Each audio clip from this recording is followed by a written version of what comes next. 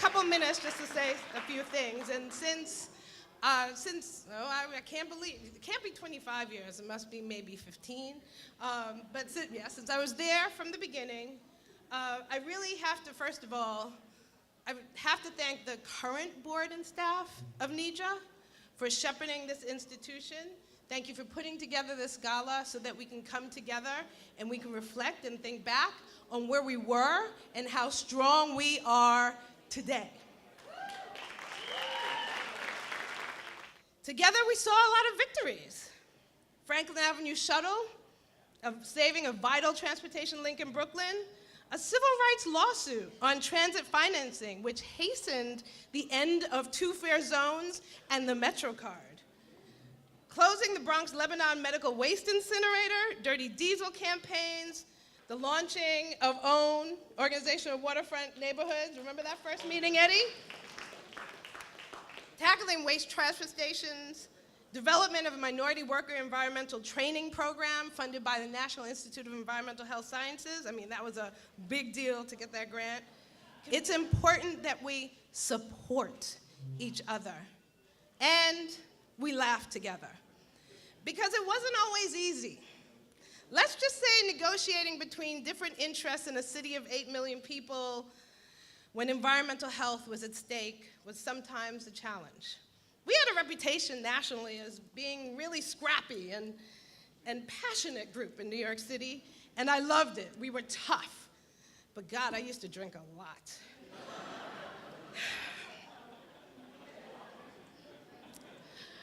So I want to congratulate all of the other honorees who have shepherded this institution and that have helped develop the work that I really love.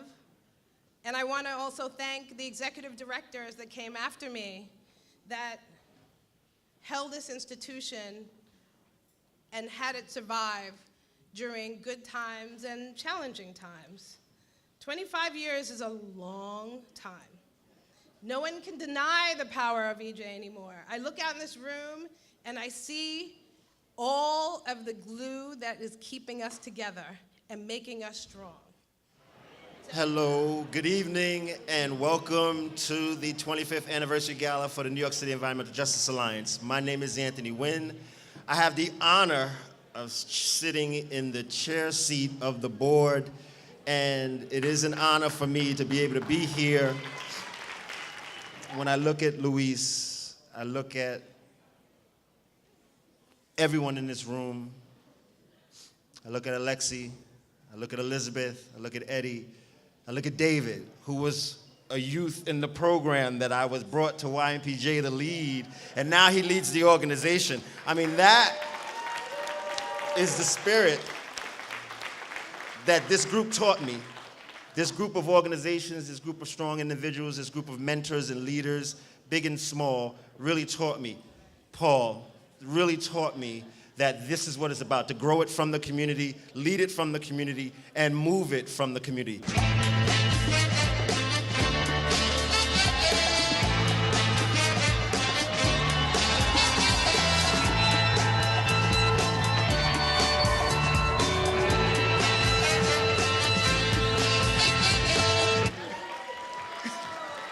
We weren't expecting that. It was, one of those experiences that just shaped my life forever. And I had learned so much from such an incredible group of people. I learned the power of coalition work, about allies, and I learned about principles and how to work together. And it spoke to me to the very bottom of my soul and there was a connection there, just about the role of people on the ground and recognizing that we are the ones, we live the experience, we know the problems, we're the ones that have a right to say what happens in our own community. None of us live in silos. And for all of us in the movement, we know that we don't live in silos. And there are conversations in the funding world about people operating in silos, but we know we don't operate in silos because there's work that we do for free that we just do because there are things that are happening in our community, whether it's police brutality or whether it's people getting kicked out of their homes or gentrification. And we know that these are economic issues and they strike to the heart of the environment. You know, we're about changing the culture and changing what we think is normal and acceptable. And what we know and what we've been getting everybody to come along with is recognizing that it's the people on the ground who have a right to govern our own lives. And we learned that not just now, we learned that from the Black Panther Party, and it was all about self-determination and autonomy and the Zapatistas, and we carry on that legacy today.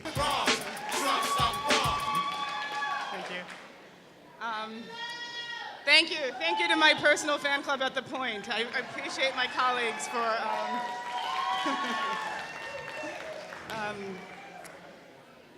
my name is Angela Tovar. I am the Director of Community Development at The Point CDC. I'm so happy to be here, thrilled to be amongst friends at the Environmental Justice Prom. I want to recognize that the principles of environmental justice call for respect for Mother Earth and for us to consume as little as possible of Mother Earth's resources. We are her caretakers. We are her trustees. We are her fiduciaries for subsequent generations and for all life forms. I was privileged to be in the right place at the right time more than 25 years ago when EDF was organizing around transportation, and the major environmental groups had raised $800,000 for transportation, but no people of color were at the table. And the funders asked for diversity. And we told them that we had a group, NYC-EJA, that was a citywide organization that was organizing around environmental justice. And they told us we needed a mission statement and bylaws. And that they would give us 10% of the money if we developed a mission statement and bylaws. So I went home and wrote the mission statement and bylaws, and we got that $80,000. Yes, we did. And we used that money to hire Michelle DePass. Mathy Vadhanaraj, and I happen to hail from the same small island nation. It is an island devastated by a violent past and a future threatened by globalization and sea level rise, but nonetheless possesses a human legacy of resilience and courage in the face of catastrophe. In a world defined by the continued dehumanization of the peoples and communities represented in this room, we, the wretched of the earth, I stand with you tonight, a child of refugees myself, deeply humbled to invite to the stage a trailblazer, elder, and comrade in the struggle, a fellow son of Sri Lanka, Mathy Stanislaus. Thank you. So, in many ways, my co-awardees and the folks who are in the room here today are very much the reason why I'm here. I have learned so much from these leaders. I have learned so much from the community leaders, and being challenged, frankly, by community leaders to really ask the tough questions about, are you being led by a community-based strategy? Community-based action, and so the things that I've done in the Obama administration is really, in many ways and almost completely, is how much I have learned from the leaders in the rooms. I really want to thank you, because this recognition is really about you and how you took this, a technocrat in many ways, and really embedded in me kind of the community-based voice and the authenticity to make it real. So I want to thank you for helping me on my journey. So, we're at a tough time. It's a fractured democracy where people don't trust democratic institutions. Alleged populism being justified in political institutions and in media, and not recognizing it for the racist, classist crap that it is, right? It is institutions like NYC-EJA, it's leaders like you, it's a community-based organization that are more important today than ever to really drive change, not only here but globally. And the reason that I joined the institution that I've joined is we have to figure out a way, and NYC-EJA has led the path of figuring out how do we drive community-based leadership, bringing authentic government leaders, bringing authentic business leaders to that, because we have to integrate justice within economic justice. If we don't, we could do all we can in the U.S., but the drivers in India and the drivers in China, if it doesn't integrate a greenhouse-based strategy, if it doesn't integrate social justice, then it's lose-lose. So I join you in the continuing fight, and thank you for this recognition. Happy birthday. Happy 25th anniversary, New York City Environmental Justice Alliance. Alexie Torres-Fleming, the founder of Youth Ministries for Peace and Justice, is here and is going to get an award with a warm welcome from all of us shortly. But I wanted to share some words from my heart because, as many of you know, my introduction to this work came through Alexie. My mom forced me in 1994 to go to a stupid summer camp that I didn't want no parts of. I didn't want to be there. 22 years later, I'm the executive director of Youth Ministries for Peace and Justice. One day I was somewhere and I met the most extraordinary human being, Luis Garden-Acosta. He's here. Luis really helped me to understand that this work indeed is sacred, right? And he really began me on my journey at this intersection of faith and social change and social justice. And I'm grateful too for the beautiful young people of the River Team. Some of you may remember the River Team, reaching and including youth voices for environmental rights. David was one of the founding members of the River Team.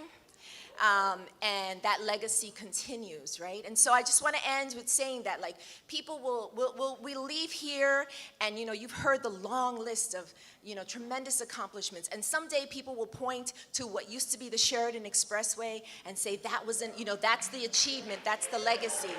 And people today point to what used to be, the abandoned concrete plant, and they may say, well, no, that's the achievement, that's the legacy. Or Starlight Park, which was, a manufactured gas plant, right? So people might point to those things, but what I say is 100 years from now, they may not be there. There will be other struggles, there will be other things going on. So what's really the lasting legacy? And for me, that is the legacy of voice and self-determination within community, right?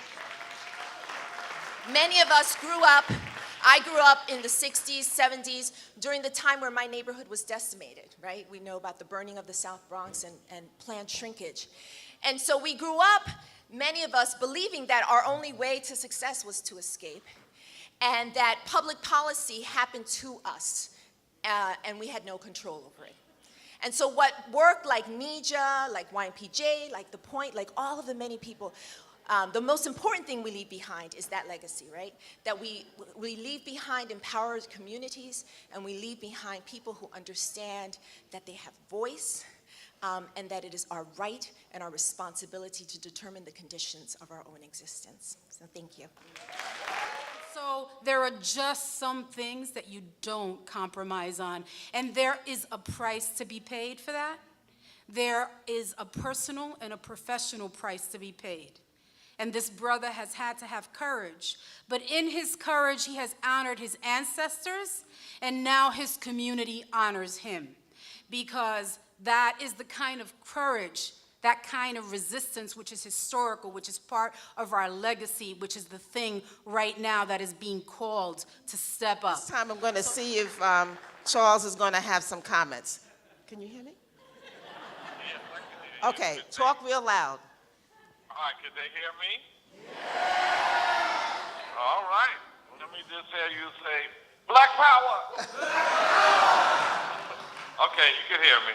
I just want to let y'all know that I'm up here in the belly of the beast in Albany, this racist capitalist system, and they're trying to pass a budget that doesn't give enough money to teach our children in school, keeps too many of our adolescents in jail, and pass 421A so that they can gentrify our communities. So I say, hell no. I'm not voting for a budget like that.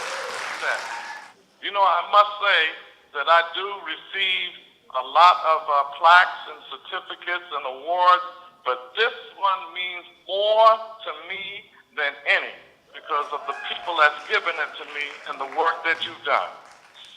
Y'all supposed to clap when I pause. What's wrong with you? Now you're doing better. And I'm going to make sure that when all is said and done, and we use these reforms as a tactic to achieve some objectives, the bottom line in America, revolution is the solution. Thank you so much. Thank you so much. Can we just spend a moment to tick off all of the gigs that Errol has had? Yeah, man. Okay. Harvard Crimson reporter, professional proofreader, credit union evangelist, at-home commodities trader, street musician, community banker, merchant association organizer, political campaign manager, city council candidate, Jewish newspaper journalist, radio host, college professor, book author, Harlem tour guide, history instructor, editorial writer, news anchor, and of course, cable TV personality. He's the descendant of Trinidadian settlers. Errol is single-handedly proving that immigrants are indeed taking all of our jobs. I've known this man to have more soul, more heart, and more profound love of family and community than almost anyone I've ever met. All this while demonstrating a bottomless talent for speaking big, massive truth to power. And did I also mention he's also one of the smartest and funniest motherfuckers you will ever meet. Please join me in bigging up Errol T. Louis. After 1997, he said to me, because of the things that you've done, you've worked with Mark, you've built organizations and so forth, we need some help on our board. Will you join the board? I said, yeah, I'll join the board. I know, I'd like to see Eddie, a chance to get together once in a while. Somewhere along the line, he let it be known that he was leaving the board, and I would be replacing him, but it worked out wonderfully well. And so since that time, I went back into what I really should have been doing all along, probably, the one job I probably should have been doing, which is journalism. And so many of the different issues that I learned about, I didn't realize how deeply they had sunk in until things like the solid waste plan came along. And I was on the editorial board at the Daily News, and I was like, whoa, whoa, whoa, whoa. We got to talk about this. This is not some throwaway thing for you to beat up on the mayor. We need to look at what this is about. You need to take some trips. You need to go and look at what's going on as far as the transfer station sightings, and on and on and on. And to this day, I think of myself as having been annexed to NYC-EJA without portfolio. You know, people don't necessarily know that I spent so much time with all of you, but I never forgot it, and I look forward to seeing whatever it is you're going to do next.